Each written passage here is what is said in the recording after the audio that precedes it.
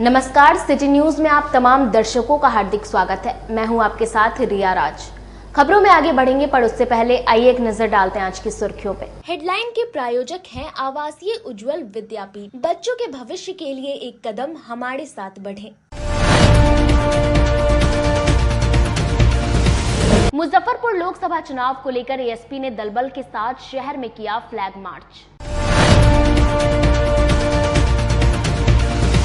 पूर्व वार्ड पार्षद विजय झा के कई ठिकानों पर एक साथ आईटी की टीम ने की छापेमारी। और जिले समेत उत्तर बिहार में प्रचंड गर्मी से लोग दिन भर बेहाल रहे। तो यह थी आज की सुर्खियां, अब खबरें विस्तार से। मुजफ्फरपुर लोकसभा चुनाव को लेकर एएसपी ने दलबल के साथ शहर में फ्लैग मार्च निकाला। आगामी लोकसभा चुनाव को लेकर मुजफ्फरपुर पुलिस अलर्ट मोड पर है।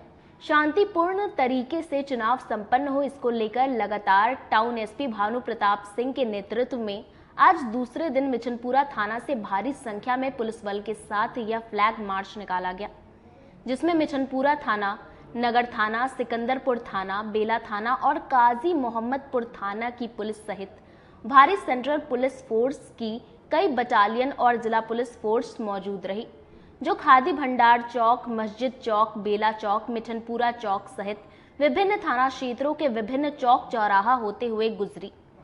टाउन एएसपी भानु प्रताप सिंह ने कहा कि लोकसभा चुनाव को लेकर फ्लैग मार्च निकाला गया है ताकि शांतिपूर्ण तरीके से और निष्पक्ष चुनाव संपन्न हो। साथ ही संवेदनशील बूथों पर भी अतिरिक्त पुलिस बल के साथ विशेष निगरानी रखी जाएगी। लोकसभा चुनाव को मद्देनजर रखते हुए ये फ्लैग मार्च निकाला जा रहा है, जिसका मुख्य उद्देश्य एरिया डोमिनेशन है। साथ ही साथ स्वतंत्र, निष्पक्ष और भयमुक्त होकर लोग अपना मतदान कर सकें, उसको ध्यान में रखते हुए ये फ्लैग मार्च निकाला जा रहा है।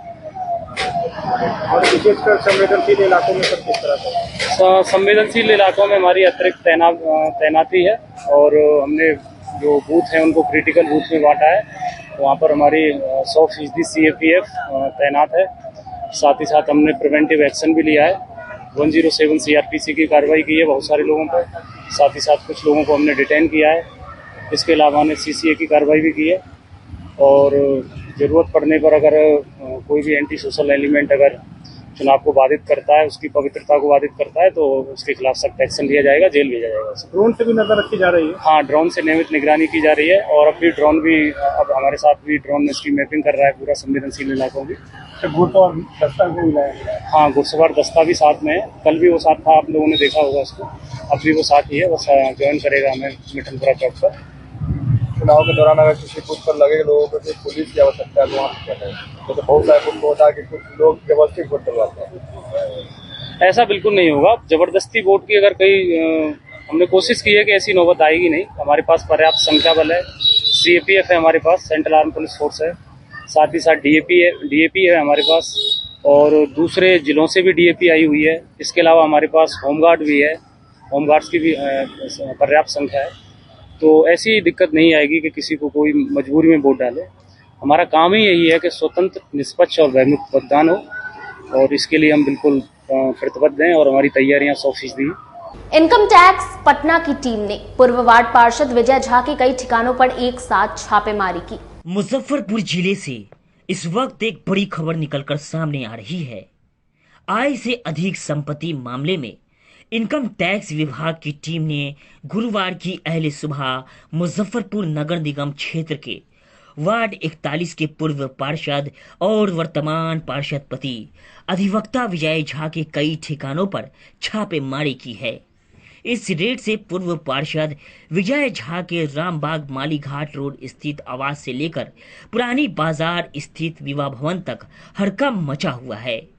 मिली जानकारी के अनुसार लोकसभा चुनाव के बीच जिले में ये बड़ी कार्रवाई है, जहां सुबह सुबह इनकम टैक्स विभाग की टीम गाड़ियों के काफले के साथ पूर्व पार्षद विजय झा के रामबाग स्थित आवास पर पहुंच गई और सर्च अभियान शुरू किया।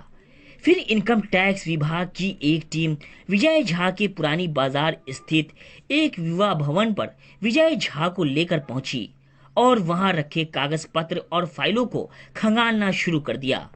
इनकम टैक्स विभाग की ये कार्रवाई विजय झा के आवास से लेकर कई ठिकानों पर एक साथ चल रही है। विजय झा का जमीन की खरीद बिक्री, ब्याज का धंधा और ठेकेदारी सहित अन्य कई कारोबार है, जिसकी फाइलों को टीम के द्वारा खंगाला जा रहा है। हालांकि पूरे मामले पर अभी कार्रवाई चल रही है। सूत्रों की माने तो ये कार्रवाई टैक्स चोरी से जुड़ा हुआ है। नगर डीएसपी 2 के नेतृत्व में लोकसभा चुनाव को लेकर अहियापुर, ब्रह्मपुरा और सदर थाना क्षेत्र में भारी पुलिस बल के साथ फ्लैग मार्च निकाला गया। लोकसभा चुनाव को लेकर गुरुवार की देर शाम टाउन डीएसपी 2 विनीता सिन्हा के नेतृत्व में अहियापुर थाना परिसर से भारी संख्या में पुलिस फोर्स के साथ फ्लैग मार्च निकाला गया, जिसमें अहियापुर थाना प्रभारी रोहन कुमार, सदर थाना और ब्रह्मपुरा थाने की पुलिस के साथ भारी सेंट्रल पुलिस फोर्स की कई बटालियन मौजूद रही। फ्लैग मार्च अहियापुर थाना से होते हुए 0 माइल चौक, बखरी, सहवासपुर और SKMCH रोड सहित विभिन्न इलाकों से गुजरी। टाउन डीएसपी 2 विनीता सिन्हा ने कहा कि आगामी लोकसभा चुनाव को लेकर फ्लैग मार्च निकाला जा रहा है ताकि शांतिपूर्ण और भयमुक्त चुनाव संपन्न हो। संवेदनशील इलाकों में विशेष निगरानी रखी जा रही है, जिसको लेकर पारा मिलिट्री फोर्स के साथ जिला पुलिस भी अलर्ट मोड पर है। साथ ही डीएसपी 2 विनीता सिन्हा ने आम लोगों से अपील की कि सभी मतदाता भयमुक्त होकर बढ़ चढ़ कर मतदान करें। देखिए, आगामी लोकसभा चुनाव के मद्देनजर आज संपूर्ण एरिया में, टाउन 2 वाले एरिया में फ्लैग मार्च निकाली जा रही है, जिससे हम लोग एक मैसेज देना चाह रहे हैं यहाँ के नागरिकों को कि जो आगामी लोकसभा चुनाव है उसको बिल्कुल एक निष्पक्ष, शांतिपूर्ण और भयमुक्त वातावरण में हम लोग बनाएंगे और उसके लिए हम लोग बिल्कुल संकल्पबद्ध हैं।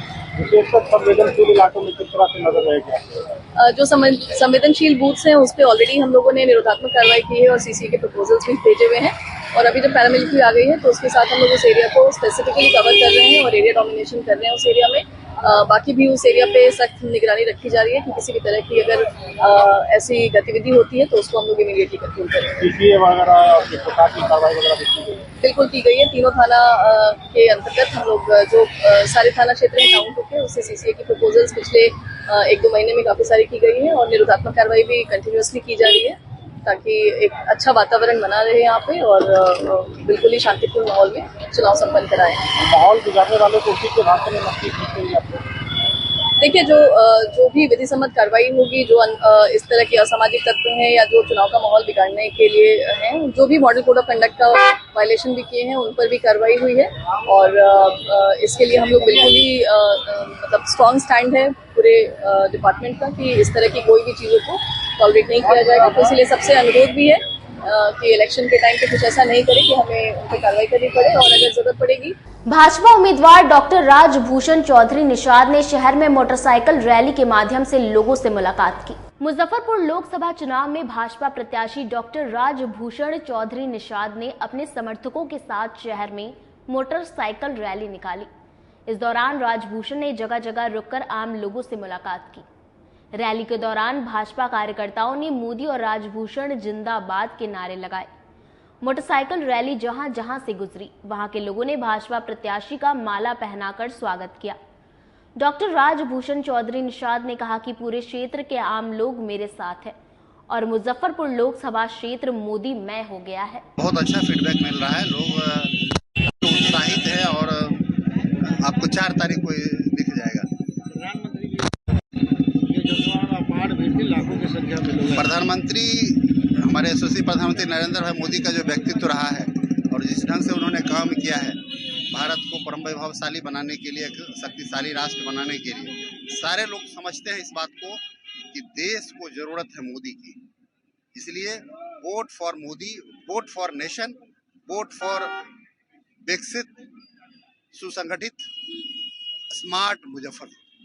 20 तारीख को विरोधियों का बोलती बंद हो जाएगा। निश्चित रूप से 20 तारीख को विरोधियों का बोलती बंद हो जाएगा और विरोधी फिर यू टर्न मार करके विधानसभा की तैयारी में लग जाएंगे। बढ़ती गर्मी के साथ उत्तर बिहार में एईएस का प्रकोप बढ़ने लगा है।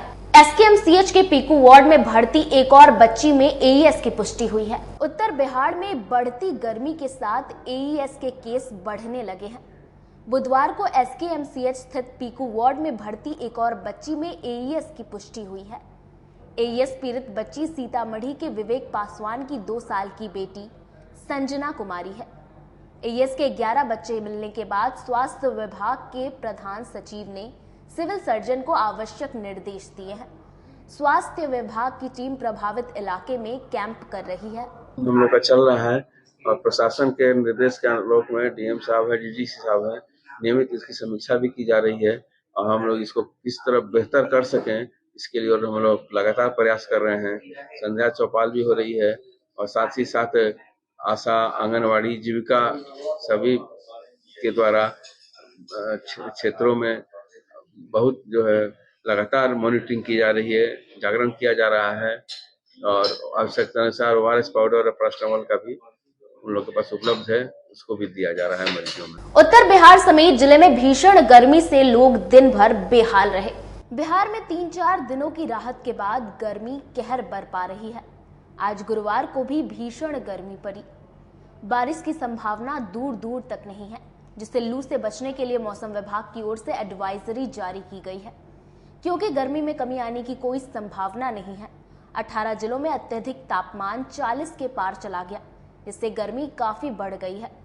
मौसम विभाग ने अगले 2-3 दिनों तक गर्मी में काफी बढ़ोतरी का पूर्वानुमान किया है। मौसम के जानकारों का कहना है कि 12 जिलों में गर्म दिवस यानी कि लू का येलो अलर्ट है। वहीं शुक्रवार को पटना सहित 19 जिलों में लू का येलो अलर्ट जारी किया गया है। गर्मी बढ़ रही है तो गर्मी में जो है पानी का ज्यादा सेवन करें, ओआरएस पाउडर भी थोड़ा आवश्यकता अनुसार उसका भी यूज करें और बदन को ढक के रखें और हरी सब्जी का प्रयोग करें और फल जो है फल का सेवन करें। पानी जिसमें पानी की प्रचुर मात्रा हो, मिनरल्स हो, उस तरह के फल का ज्यादा सेवन करें। यहाँ समय हो चला एक छोटे से ब्रेक का। बने रहिए हमारे साथ, देखते रहिए सिटी न्यूज मुजफ्फरपुर। अपने सपनों की आशिया को दे एक नई पहचान माँ भवानी डेकोर प्राइवेट लिमिटेड के साथ, जो है ऑथराइज्ड डिस्ट्रीब्यूटर ऑफ कजारिया।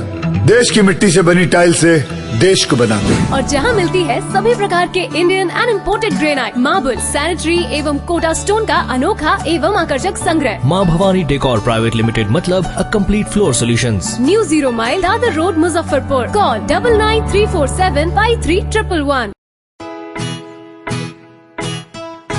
लगातार 10 वर्षों से विभिन्न परीक्षाओं में सर्वश्रेष्ठ परिणाम।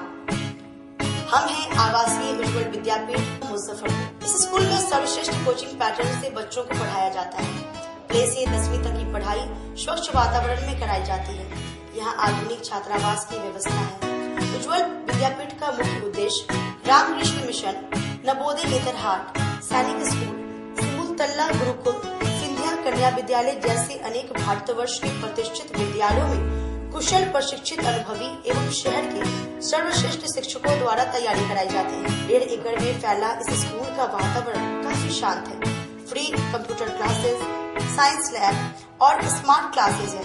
साथ ही इंडोर और आउटडोर गेम की भी व्यवस्था है। तो अपने बच्चों के लक्ष्य के सपनों को पूरा कराना चाहते हैं तो आज ही आवासीय उज्ज्वल विद्यापीठ में अपने बच्चों का नामांकन करवाएं। हमारा पता है पोखरिया पीठ अतरदा मुजफ्फरपुर और हमारा कॉन्टेक्ट नंबर है 9708 351851 और हमारा दूसरा नंबर है 8797122397 या फिर आप हमें कांटेक्ट कर सकते हैं 8409996658 पर।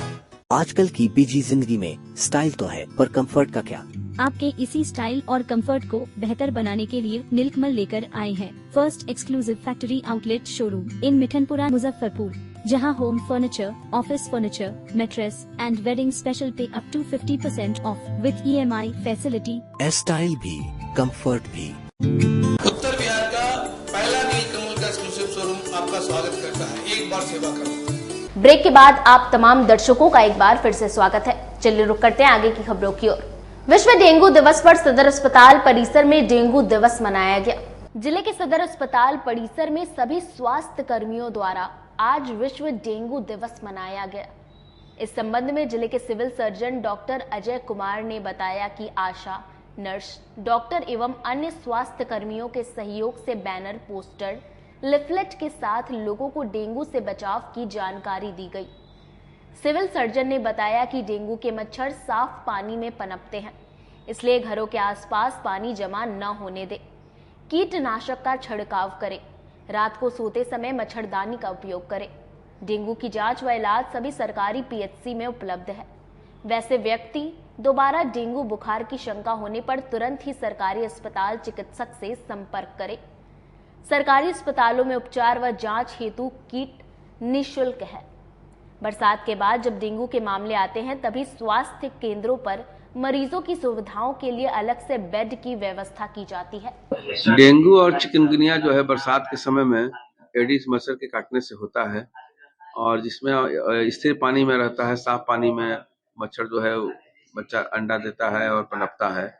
इसीलिए कि जहाँ पानी स्थिर है उसको वहाँ पर जो है पानी को हम लोग जमा होने नहीं दें, और अगर ज्यादा तालाब वालाब है जहाँ स्थिर पानी है उसमें जो है कुछ सरसों तेल की राशन तेल का थोड़ा सा उसमें डाल देने से जहाँ पानी रहता है उसमें मच्छर अंडा देने नहीं पाएगा और उसका जो है मच्छर ज्यादा पैदा नहीं होंगे, और दिन में ही मच्छर काटता है। इसलिए अगल बगल पानी को इकट्ठा होने नहीं दें और एरिया को अपने साफ रखें।